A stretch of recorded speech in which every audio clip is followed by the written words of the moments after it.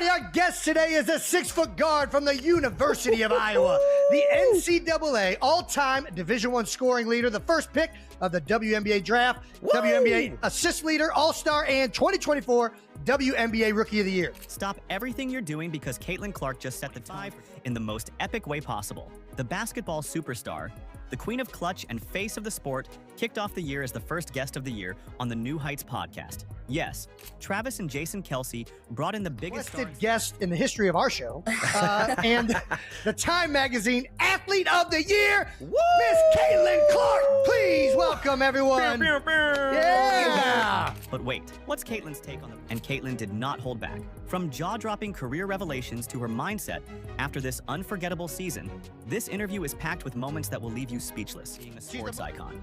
What's next for her skyrocketing career? And why is everyone buzzing about that one comment she made about the NBA? Sit tight, because we're breaking it all down right here, right now. Are you ready? Let's go. Staggering list of achievements. From dominating the court as the most electrifying player in college basketball to becoming a household name. And let's face it, when two NFL superstars are cracking jokes about how your resume makes theirs look short, you know you're excited. I don't get excited about many things, but this is at the top of my list, so. We made it. The Kelce brothers wasted no time setting the stage. Kicking off the show with their signature humor, Jason and Travis dove. It's the perfect icebreaker that sets the tone for an interview packed with substance and surprises. How many accolades did we leave off? How many accolades do you have right now? If you go to the Wikipedia page and you look at like the list of like awards and achievements, it's like endless. It is. Yeah, we had to limit it to this list just to get the show started. I appreciate it. Thank you. And guess what? I think you might have made some up. I don't know. Yeah, well, I don't think so. I'm pretty sure on that. I feel like you're kind of like Wayne Gretzky for basketball right now. Gretzky. A separate page for Caitlyn's records and achievements. Is there any accomplishment, I guess, of all these accolades that has meant the most to you? Oh, gosh. That's a good question. The answer my mom would say is probably academic All-American. She was proud of me for being a good student in college. So that's that answer. Nobody Love talks that about answer that. from Mom. That's what I'm talking about. I did all right in school. Not exaggerating there. She achieved at least 40 records and honors during her senior season at Iowa and broke a staggering 62 records during her freshman WNBA season. This doesn't even include all her accolades during her first 3 years of college.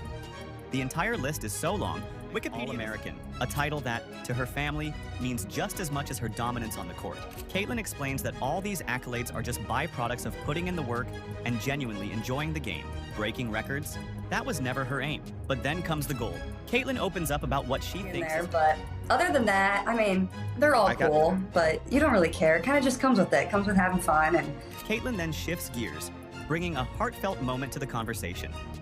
She shares how her mom is over the moon about her being named as a woman. Like, they haven't had many females on the cover too, so for women's sports it's kind of special, but you know, just kind of comes with playing the game and having fun, as you guys know. Achievement so far. The Time Athlete of the Year was cool too, just because you see the list of like all the athletes that they've had prior to me, and a lot of those people I idolized growing up, and LeBron's been the only other basketball player. So across the board, from packed arenas to skyrocketing viewership. Caitlyn's perspective is clear. It's bigger than her. And that humility is exactly why she continues. Caitlyn gracefully brushes aside the spotlight on her Time Athlete of the Year honor. For her, it's not just a personal accolade. It's a win for women's sports as a whole. She emphasizes how this recognition shines a light on the kid. So there's this picture that's been circulating a couple years ago when I was on Peyton Eli's Monday Night Show. Figure on and off the court. That's right. How long have you been a part of the kingdom? I'm sorry, Jason. Not You can apologize to me. I'm honorary member. As Caitlyn's fandom for the Kansas City Chiefs comes into play, she lights up, talking about her admiration for the team and how she's been following their incredible run since she was a kid. Old Chiefs outfit. I had family in Kansas City, and I grew up in Des Moines, Iowa, which is only 3 hours from Kansas City. So that's just the closest NFL team. So my dad was a big Chiefs fan growing up. The conversation. We've been big fans, and now obviously all the success you guys have had has made it a lot of fun for us. From her fondest game memories to the Chiefs' relentless drive with Travis Kelce right there, the banter practically writes itself.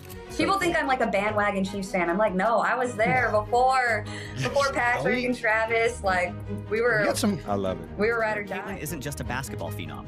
She's a diehard sports fan through and through. Who was your childhood like? My brother loved Tony Gonzalez. Like, that was Tony his guy. Yeah, Christmas Eve maybe. We went to that. We were sitting outside for that one. My toes were like about to fall off. My fingers about to fall off. I don't get how you guys play in that type of weather, but It's fun. He was the chief. We would go to like one game a year growing up with my cousins down in Kansas City. That's so and we fun. still try to go. We went to the Christmas Day game last year. I think the year before you might have been here soon. Maybe a playoff game or something. So I'll tell you what, we punched our ticket, so we're definitely I know. we're gonna at least Love have. I would assume we at least got one at Arrowhead, but you know, you're invited to them all. So all right, appreciate you guys. Thank you so much. And she's right. Here's Caitlyn's Our heater. heaters on the sideline. They Yeah, let us cheat. Arrowhead's not too bad. And then comes her big Chiefs fan request to Travis. I You got got some some time. So hopefully I can make it to, you know, we would be watching the Chiefs and I would be upset if they lost, and I still am. Like every Sunday, that's what, you know, is usually the brightest part of my day is turning on the TV and watching the Chiefs. Fandom as a child. No, it was always a big deal. My dad always had them on, whether we were in the basement, whether we were upstairs. A lot of times my family would be cooking. My mom is like the best chef of all time. So she would oftentimes make really good food while we were watching, but that's what I really looked forward to most on Sundays. You know, there was Dropping revelation. She received her first college recruiting letter in 7th grade. Yes, while most kids were worried about middle school drama, Caitlyn was already on the radar of major for her early basketball journey, recounting how the game has been a constant in her life since day one. She shares stories about playing against boys, her days in middle school, the moments she began to stand out. Let's hear her talk about that incredible moment and how it shaped her path forward. We heard you got your first recruiting letter in 7th grade. Yeah. Is this true? Yeah, so at the time, like, That's insane. it's just, like, they told my older brother, like, go get the mail. Like, we don't want your sister to see that. They, like, wanted me to be in 7th that's grade and, cool. like, enjoy middle school and, like, hang out yeah. with your friends. Like, you shouldn't That's be cool. worrying I about where love you're going that. to college. I love that so much. Caitlyn then talks about how her parents... Playing with high schoolers at this point? Yeah, it's honestly sad. Like, where college, like, recruitment has kind of gone. It's just insane. But also, I got you. I feel very fortunate. Like, it wasn't always about college recruitment. I wasn't, like, posting my offers. Like, also, that wasn't really a thing when I was growing up, so. The trio then joke around how college recruitment has become a social media frenzy about the good old days. She's 22, and she's already talking about how times have changed. She's clearly mature way beyond her years. It is now. I mean, it had to be close to when you were growing up. I mean, Yeah, it was close. Like, people were starting to do it. Like, post, like, oh, I got an offer from here. I got an To offer enjoy from her here. high school years and surrounded her with great influences that helped her shape who she is today. Yeah, so I didn't really take any visits until, like, after my freshman year of college. And then I didn't decide until my senior year. So I was never in a rush. And my parents did a really good job of, like, make sure, you know, I did, like, 2 years. So I was playing with high schoolers. But yeah, I didn't really like think anything of it. Like, I was just going out there and hooping and having fun. And especially in basketball. now it's all you see on social media. It's like only people talk about. It's crazy. But obviously times have changed too. But Oh, times have changed. yeah, it's 7th grade was wild. Competitive environment while staying true to her style of play. It's a fascinating look at the mindset of an athlete who knows when to lead, when to listen, and how to elevate the entire team without overshadowing the collective effort. And like, you come in as a rookie and like you said, like you're trying to figure out a new environment, new teammates. Like you don't want to say too much. You don't want to say. Caitlyn reflects on her rookie season, a delicate balancing act between blending in with her team and standing out as a player destined for greatness. She explains how she navigated the Not challenges. do too much. And I think that's kind of what I struggled in early on is like, I don't know what to say. I don't know how to say it. I don't know how they're going to react. Caitlyn takes a moment to shine the spotlight on her veterans and teammates, giving them full credit for helping her transition smoothly into the game at the next level. She speaks with gratitude about how their guidance, encouragement, and shared experiences helped her find her footing. For Caitlyn, And it's just so hard. But like in my scenario, and obviously you guys too, like you're already highly thought of. Like people are turning to you to like be something or be someone. So it's hard. Like you're trying to find get your while feet her talent is undeniable, it's the support of those around her that has truly made the journey so rewarding. For not knowing, you nailed it. Yeah. Well, But also, like, I had a lot of really good vets around me, too. So I feel very grateful for that. What they drafted you to be. Remember this scene with Aaliyah Boston during her first game against the Connecticut Sun? And I love Aaliyah Boston pouring into this young rookie. It's supposed to be hard. This is an adjustment period, and Aaliyah making sure Fairly young team, too. So, like, people had been through it fairly recently, so they knew how I felt. But, like, I feel like that definitely is a huge challenge. And that goes for whatever professional sport. Like, you're trying to learn, but also people are looking at you like, you got to perform. These are the kind of veteran leadership that helped Caitlyn grow during her first year as a pro. The trio then talked about Caitlyn's welcome to the WNBA moment. My eardrum popped and, like, ruptured. And I knew it right away because I've done it before. we have your back. Or how about when Erica Wheeler embraced Caitlyn from day one? For me, I just wanted to get ahead of it because I know this transition is tough. Just being undrafted and being a rookie, it's very unlikely that a vet, just take you in Well, you That's got how I to did mine. I went off the diving board and tried to do as many flips as I could and smack my side of my head like in the Heights High School swimming pool. Hearing the chemistry of these three is golden. It's also amazing to see how Caitlyn allows I the was two. just like, it hurts so bad. I don't know if you guys have ever done that, but I've done it. How did you do it before? Can I guess? Can I guess? I was too. Oh yeah, guess. It was very Midwestern. You did it in water. You did it in Yes, water. Something correct. with water. I got launched off Why a did you tube. just get so About excited? themselves and making sure the conversation goes both ways. Jason was a male swim cadet, so he had to be This wasn't during swim performative. cadet. Don't put me on blast like that, Travis.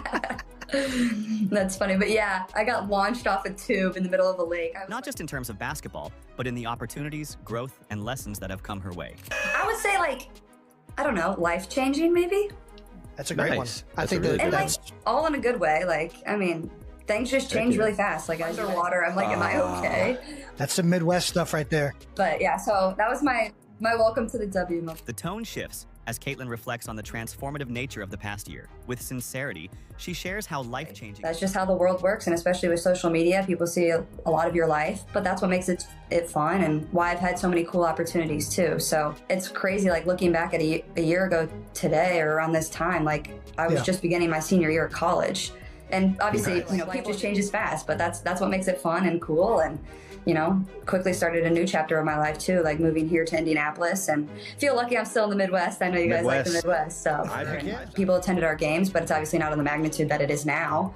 Yeah. Caitlyn expresses deep gratitude for the experiences, the highs and lows, and the people who have been with her through it all. It's a grounded and heartfelt moment that reminds us why she's such an inspiring figure beyond. Caitlyn doesn't shy away from being brutally honest. She shares her spicy take on why NBA ratings have taken a hit. She dives into what she believes is missing from the game, whether it's the lack of rivalries, the shift in play style, or even how the league markets its stars. It's a bold and refreshing perspective from someone who understands what draws fans in and keeps them hooked. Let's hear Caitlyn's unfiltered thoughts on what the NBA could do to win back viewers. What are your suspicions potentially? That's my entire life. Jason's officially an East Coaster now. Yeah, but Philly of all the East Coast cities kind of has like some Midwest feel to it. It's the most west. I don't of think the Philly East. wants to hear that. They'll probably hate that I said that, but whatever. Yeah, I'm they're not not allowed gonna to. like that comment. They want to be far from the Midwest. You really should be down.